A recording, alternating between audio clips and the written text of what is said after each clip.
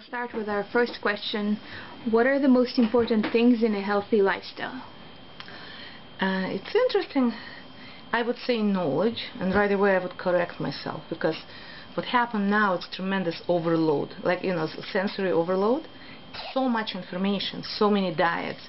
It's about 100 diets exist, like a major diet. It means we hear it, we think that we know it, but at a certain point you're like, that's it. I don't know. It's crazy. You eat margarine, you don't eat. You eat eggs, you don't eat. You eat protein, you eat carbs, no fat, whatever. What's it true? It means it's not just knowledge. You need to find somebody or something which can guide you in this sea of knowledge. It's very important, one part. You need to have a resolve. You have to decide. Nobody can decide for you to change your lifestyle. And only if you put in prison, if they wanted to change your lifestyle. And if you decide it, nothing stands in the way of will, ratzon. You can do pretty much everything. And you have to have a appropriate kavana. In the kavana, it's a very interesting word. It's a Hebrew word, but it's not only you decide to do it, you have to know why you're doing it. You shouldn't be too nervous doing it. You shouldn't be panicky and overwhelmed with your decision of change lifestyle. It's a state of mind, kind of. You have to find the right state of mind. And I think with all these things, you can actually find a healthy lifestyle. Because everything else, the details, what you eat, how you prepare it, when you eat it, it's knowledge which you accept, you fit it into your existing lifestyle, and little by little you change it.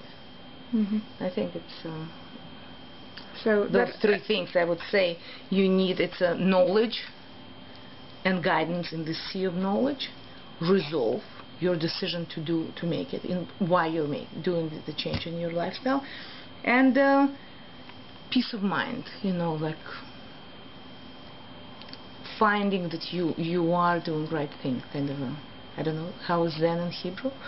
To be like, to be at peace, to have a kind of a state of mind. I would say that like confidence in what you're doing, and shalva would be the word for peace. Peacefulness. But maybe it's even a little bit different. Maybe it's like a completeness. When you're not panicky, when you resolve, like shalva. Shalva, I think it's... shlemut? Yeah. Shlemut with your decision. Completeness, kind of a understanding why you're doing it. It won't break you.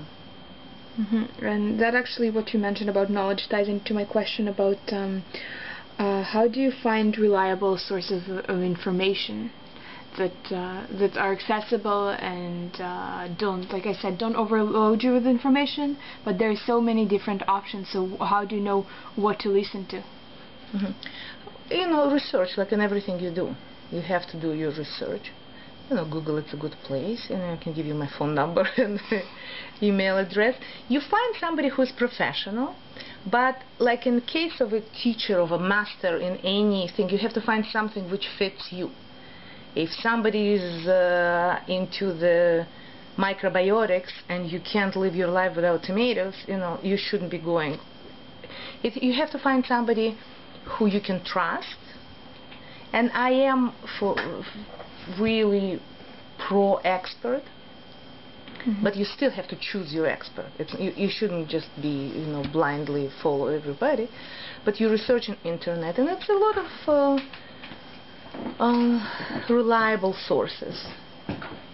And you find somebody, and you look around, and you try, and you find somebody who is close and understands you as much as possible, because you can't have somebody dictating you what to do. Mm-hmm. The best way to change your lifestyle is find somebody who will start tweaking it, like changing, making small changes. And it's actually, I based a lot of my counseling on Rambam teaching. Rambam says that when to change your lifestyle, he calls it midah, character trait. You have to not just change it, you have to exchange it, bad midah into the good midah. And you can't do a lot at once. You have to do, and I usually we have a group, we do take one commitment at a time. For example, okay, we're drinking water with lemon juice. We did it in our group with Women in Wellness. We decided, okay, this is what we'll learn. Glass of water, warm or cold, in the morning with lemon juice, which helps you to start detoxing your body in the morning, to increase your digestive fire in your stomach, and it's generally a very good way to start the day. Okay, let's do one thing, change one thing in a week. And when you have a support of a group, it's actually easy to do. And we see each other again and say, did you do it? Did you do it? Yes, I did it. It was somebody was doing the yoga, which was, we were introduced. Do you remember how to get up in the morning was sun salutation? You do it one bit at a time. 1 week you do one thing. Then next week you add something else. And like this, you will change a negative lifestyle into positive lifestyle. Because Rambam says sudden changing in lifestyle leads to illness. Mm-hmm. And we know people who smoke for years can't just quit smoking, because it throws all the homeostasis, the state of balance in their body, because they exist some kind of a balance. It throws it completely out and person gets sick, which I'm not a big fan of a strong detoxes. I would prefer changing in lifestyle, cleaning up your diet, starting exercise, and then when you're more or less in good shape, clean, then you can do some cleanses and detoxes when you won't overwhelm your body with a flood of toxins. And this is a point how to change lifestyle one step at a time. Mm-hmm. Give your time, treat your body like a child who you're teaching, and little by little changing and giving new healthy habits instead of bad ones, which you taught them too. I was also going to ask you, how can people that want to lead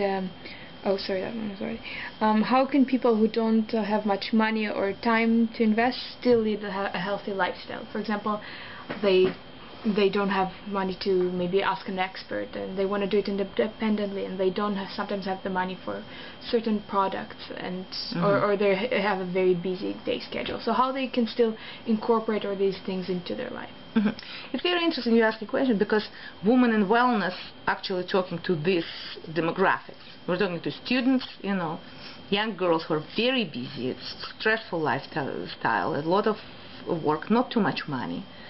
And when you actually look into prices and what's expensive, what's not expensive, eating out, taking out, buying ready-made food is actually much more expensive than buying a bag of organic carrots, which mm-hmm. will last you for 2 weeks or week. And you can make a soup out of it and take it with you to school. And we actually have, if you check KosherTube, I don't know if you remember, we had demonstration with one of the girls with Women in Wellness did the bean burgers.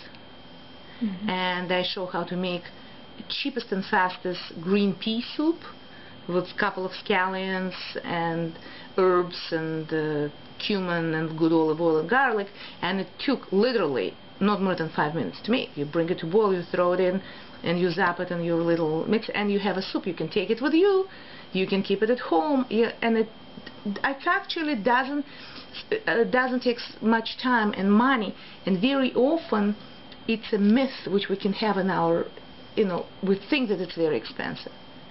It's not, and it's everything about organization. For example, if you're a student, you can't plan of cooking every day, spending 1.5 hours for your lunches and dinners. That's out of question. But you can do the cooking once a week. Certain thing, you have your soup, make a giant batch of soup and share it with a friend. She'll give you her soup, and it's a planning, and it's a very good idea to have it when group like this happen with friends, like buddy system. Help each other, exchange ideas. It's possible to do it. Between planning, debunking the myth of how expensive it is, and prepping your food for your lunches. You know, lunch in cafeteria can cost you $10. Easy, you know. $10, you can go and buy a decent amount of grocery. You know, I'm not going to even start talking about how cheap the dry beans are, how much you can make out of them, from soups to desserts to, you know, hummus. It means it's possible. Again, if there is a will, there is a way. You know, nothing stands in the way of the desire or the will. What usually surprises people the most about how to lead a healthy lifestyle? Though I guess you touched on it, the fact that it's actually affordable, right? It's possible, you know. It's only in this part which is students, young mothers, or young guys who's like, I don't know how to do it, I never done. You have to learn everything. You know, you do it 3 times, you become capable. You know, do it 10 times, you become an expert. It means you have to say, okay, I want to learn it, find out where it's written, do it few times, you know, don't give up, and you'll get it. You know, nothing happened out of, I think it's a Pirkei Avot says that if somebody tells you that he didn't work and it happened, don't believe him. And somebody says that he worked and nothing happened, don't believe him neither. Because there is, if you put some effort, you will learn how to do it. You start simple and then you become a foodie, you know, the chef. And it's, to tell the truth, I remember talking with girls. I have a thought that being able to cook for yourself and for your family and then for your children, it's a tremendous, it's very empowering. First of all, you take yourself out of this, I would say, of the greed idea, you know, when you are depending on a big company what to eat, and they make you dependent on this. You know, there is expression, you can't eat just one. Lay's chips, they say you can't, I bet you can't eat just one, because it's not a joke. You know, you start eating chips, you finish the bag, because you cannot stop. It's actually dependency. It's a biochemical dependency, you know, and we are allowing it to happen. If somebody was pushing drugs on you, you would be saying, you know, say no. But to chips, nobody can say really no, you know, and they prove it.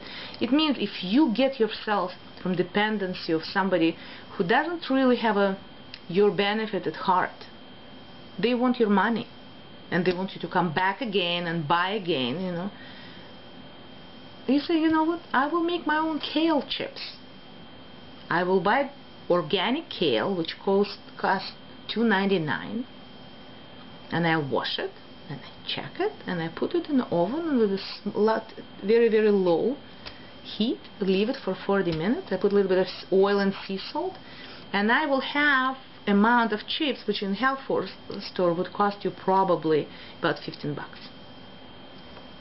It took you a few minutes, and actually there is some kind of a meditative quality when you look at the big leaf of the, you know, kale and the beautiful curl, and you cut out the central stem, and then you actually can use the stem to make a beautiful mineral broth. You just cook it in the water for a while, and you can drink it. It's very good alkalizing broth. You know, it's very exciting because the remedy is already there. You can eat healthy, you can be peaceful, you know, you can be in control of your emotions, because, you know, what you eat eventually affects your state of mind, you know. Digestive affects your hormonal system, you know. It's not as simple, but it's, you know, it's possible to understand and take charge, and to be, you know, as a young woman, as an older woman, it's very good to be in control and to be in charge, especially of your own body. How are the wellness of the body and the spirit connected? It kind of brings us back. In my mind, when I learn about endocrine system, our thyroid glands, our liver, which is a giant endocrine gland, our adrenals, all these things, they're glands, like they're organs. They produce something, but what they affect, it's our behavior, our psyche, our, when you have low thyroid, you not only gain weight and your water balance is not right, you actually become less bright. It affects your mental state. The very, very far end of the low thyroid, it's a cretinism. When you don't have, like, you're very, very not bright, let's put it this way. Another end of the thyroid, it's when you're hyper and you're jumpy and you're whatever. It affects how we present ourselves to the world, how we react to the world. Adrenal reacts, it's a flight and fight reaction, and this is being affected by what you eat.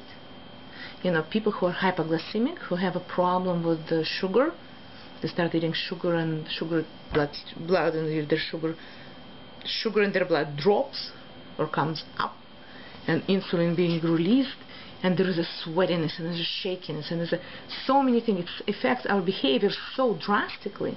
How can we not look at our food, which we know that affects our behavior so much? And if it's going again and again, it actually affects you as a person. Your behavior becomes irrational. You become, first of all, you be dependent on food. Not only alcoholic who depend and need their, drug of their choice. If, for example, your desire you can have to have a donut, it could be so dramatic, you can compare it to the, desire for alcohol. This is, the system reminds us that our behavior, something which we perceive what we are, how we relate to other people, how we relate to our family, how we relate to our job, it's affected by our food. And here is a connection, and it's very interesting that when we think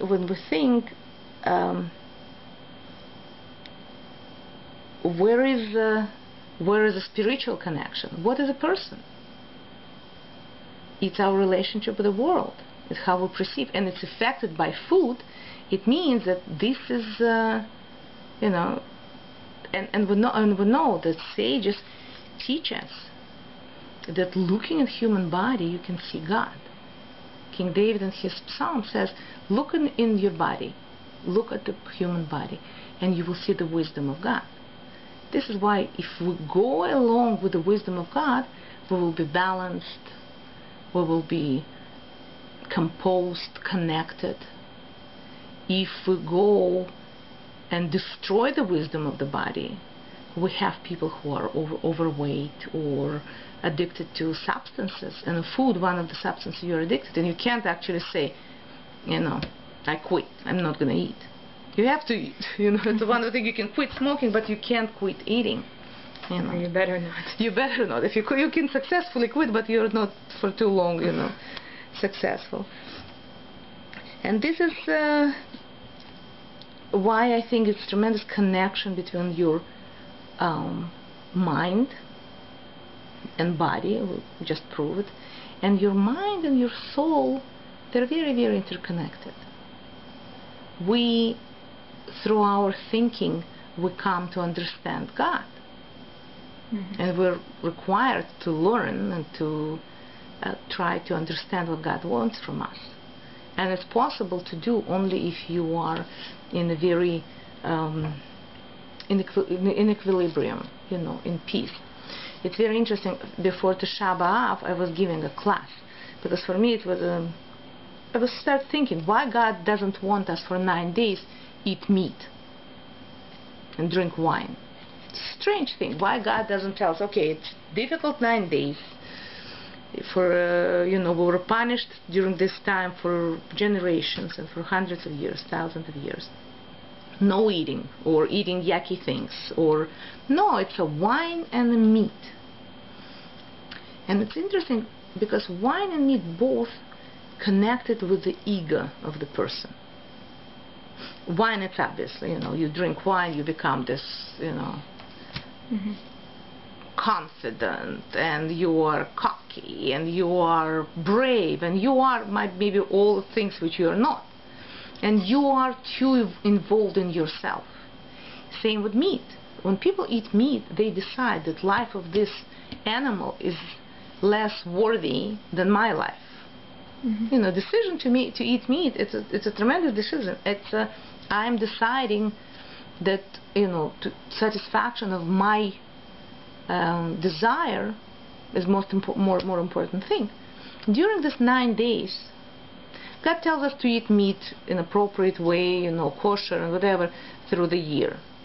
But during these 9 days, in order to have a stronger connection, to perceive world more precisely, you should leave those things which you do just for yourself. When you feed your ego, your body, when everything about you. You pass by the hot dogs stand, when it smells of cooking hot dogs on the street in downtown, it's a very tempting smell. It's kind of, leave it. For now, let's try to have a connection with God. And this is why I think that a person who is balanced, who doesn't think of food all the time, or doesn't have a strong desires or cravings, he can have a chance to have a closer connection to himself, and through himself to God. I think it's where spirituality gets body, soul, mind connection. And so that also answers my question whether can taking care of your body bring you closer to a spiritual enlightenment. You're saying it helps you concentrate on God and not necessarily on your urges towards food, right? Yeah, absolutely, yeah. This is exactly what. And are there roots in the past to this emphasis on wellness of the body in Judaism?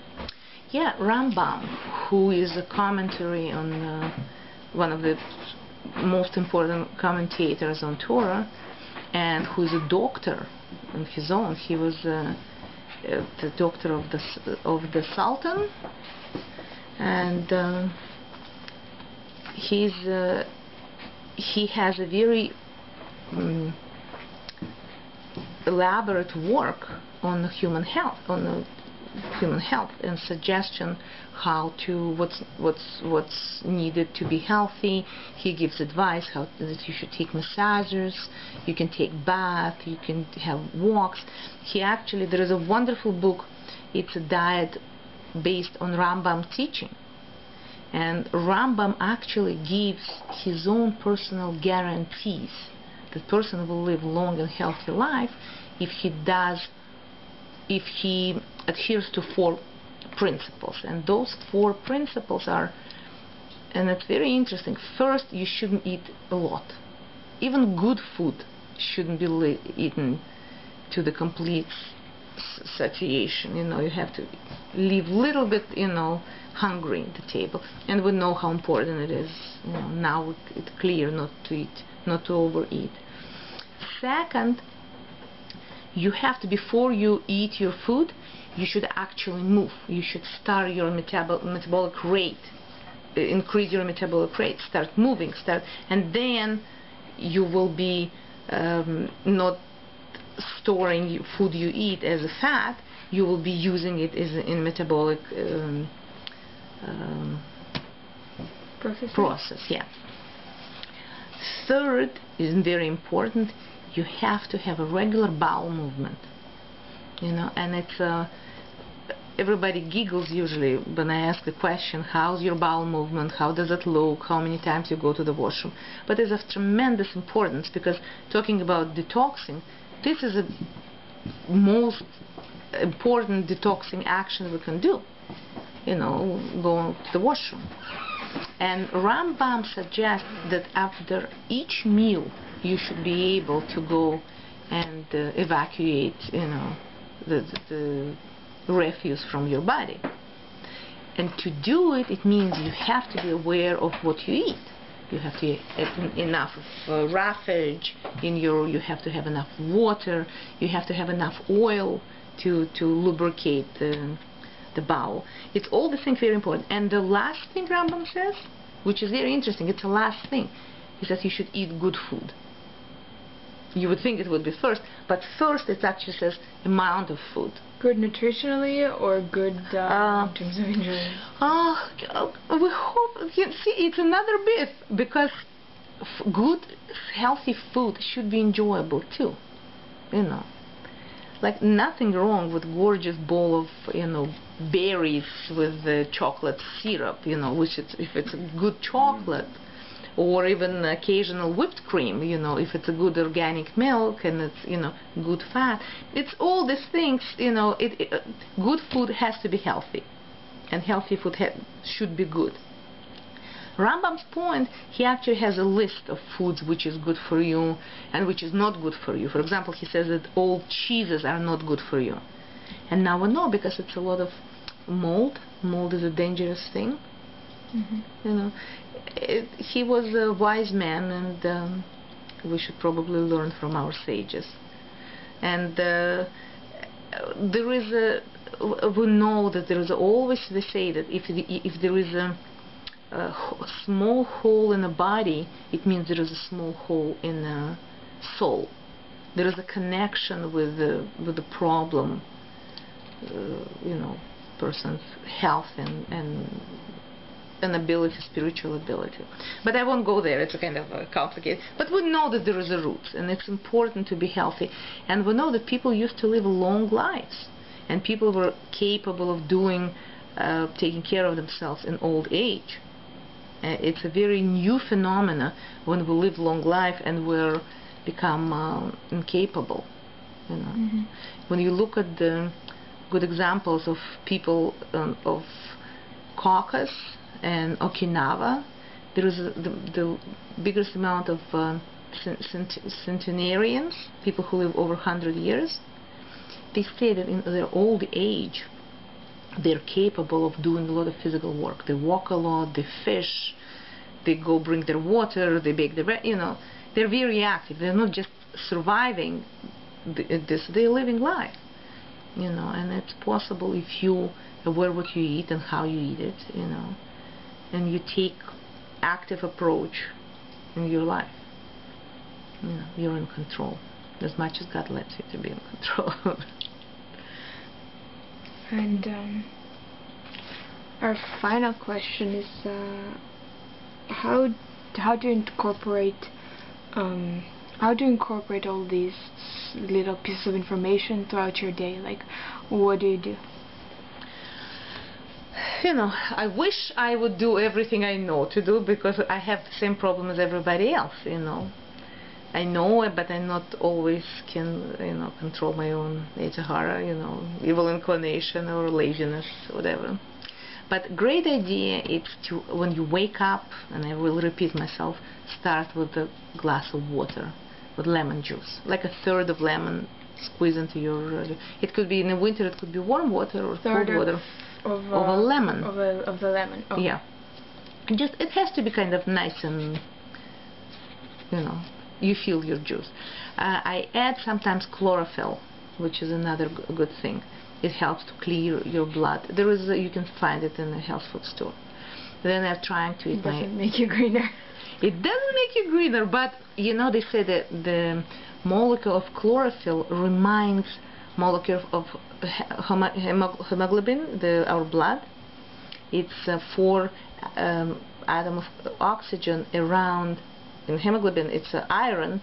In case of chlorophyll, it's magnesium, and we really need magnesium for. We have a lot of calcium, but we need magnesium as well to relax our muscles, to have a balance in our system. And then I would have breakfast. Hopefully, it's something like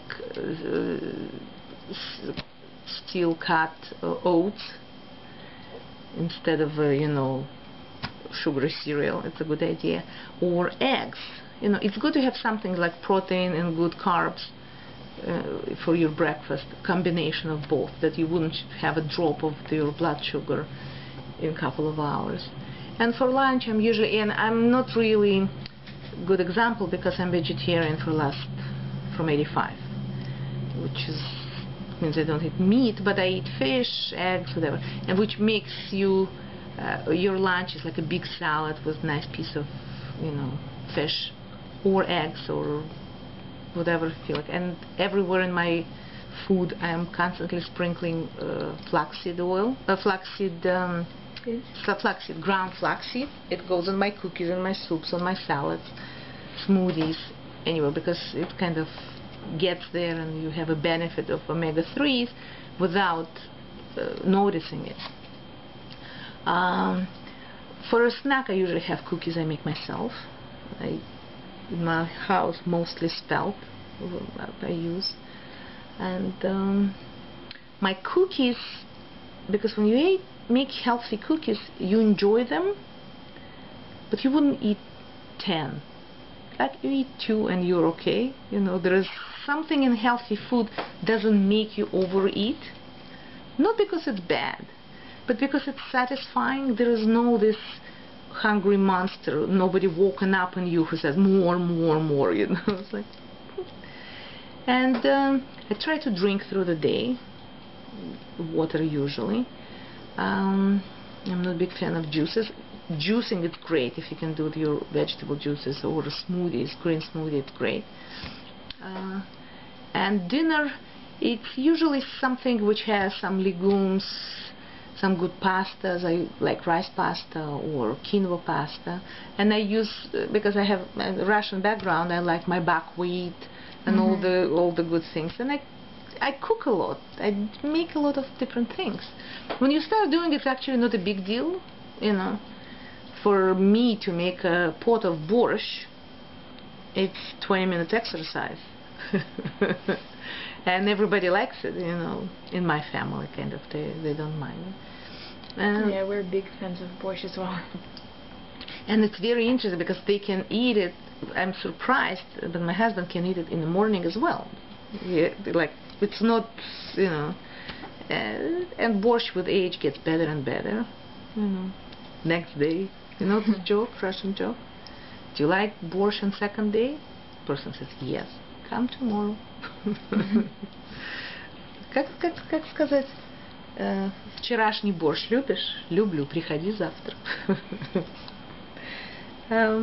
What about not just nutritional advice? Because I know the workshops touch upon other aspects as well, like how to take care of your face and body, yoga and stuff like that. So any other kind of... Yeah, it was very good because the way Hannelore Beckerman, the Rebbetzin leader of our workshop, the way she structured it, it's very nice because she makes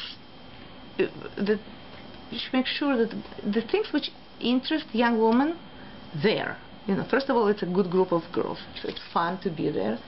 And another approach to your health, it could be put in few words. Whatever you can put in your mouth, what's good for you to eat, it would be good for you to have on your face. And we did it with our piece of lemon we use in the morning.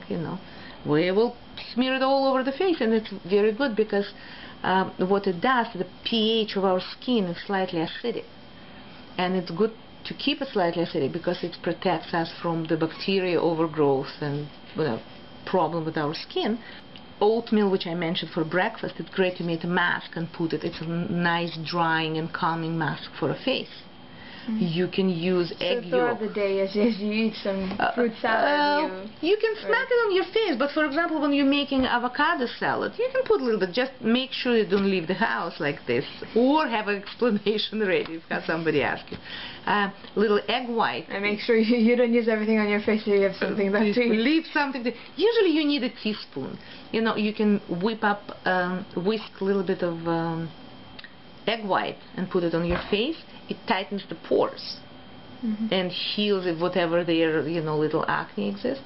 It's a great food. Everything is there, and it's very good to not to use be careful using products which have a lot of chemicals, because through skin we absorb it into our bloodstream, and we know how many bad things could be in. If something's standing on a shelf, your face cream on your shelf for a couple of months, and before it was in a store, we know there's a lot of preservatives there, and you're putting on your face and you're hoping it to be absorbed, and it does, which is concern. Mm-hmm. Another thing Nehemiah Beckerman suggested to us is to include the yoga class, and it was very nice, because it's important to understand, as I said in the beginning, of shleimus, the completeness. It's not only what you eat, it's how you feel, it's how you perceive yourself, and when your body is nice and flexible, and you're capable to reach your toes, and you're not feeling constant pain somewhere, you will be in better mood. We know how hard it is if something's hurting.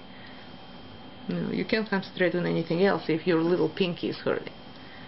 It means yoga, tai chi, all these things allowed you to concentrate, to find your inner core, to connect with yourself, and through yourself you can connect with the higher entities and powers. Mm-hmm. Okay, thank you very much. That was actually very interesting. You're very welcome. And we should continue. I enjoy very much our